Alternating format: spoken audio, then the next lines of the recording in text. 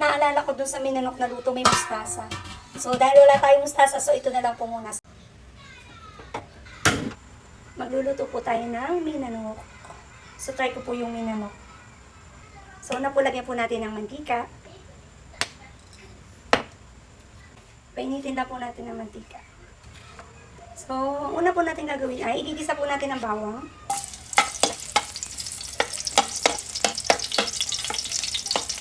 Then, susunod na po, pag-amoy na po natin ang bawang, sunod natin ang ating sibuyas. Ayan. Then, ilagay na po natin ang konting asin. Konti lang po. Ilagay po natin ang konting paminta.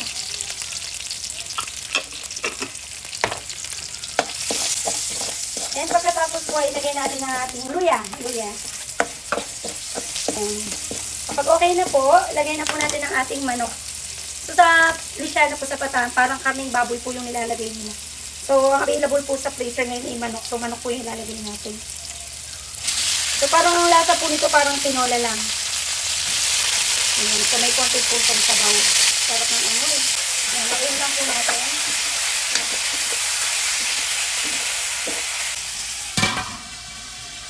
So, siguro mga 5 to 10 minutes po natin takpan yung ating ginisang manok. Ayan, nakalipas po ang 5 minuto. So, ayan po, medyo ganap po yung manok. Yung sabaw. So, dati po tinatanong ko sa tatay ko na ang tatay ko yung nabubuhay pa po ayun ako talagang maglinis. So, tinatanong ko po bakit po kaya minanok ay baboy naman yung lahok. Hindi niya po ako nasagot. So, hanggang nakagis-na ko na po namin, ano po yung tawag din. So, parang nasa lang po dyan tinola.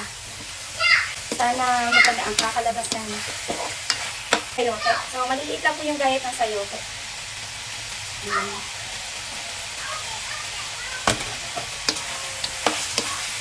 Then, lagyan na po natin ito ng tubig. Konti lang po tubig. Ayan po. Konti pa po.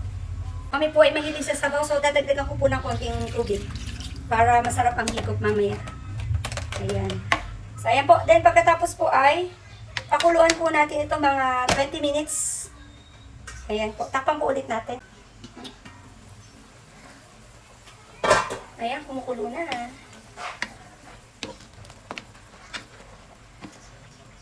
So, okay na lang po bahala kung gaano karaming asin at paminta ilalagay niyo. So, depende po sa panlasa niyo. Ito pong lutong to experiment lang. Ginaya ko lang po yung kay tatay kung tama or bahala na po mamaya kung ano lasa. Pero ang lasa po na parang tinola lang. Ayan, so pwede na po siguro ito. Ayan po. Ayan. Thank you po.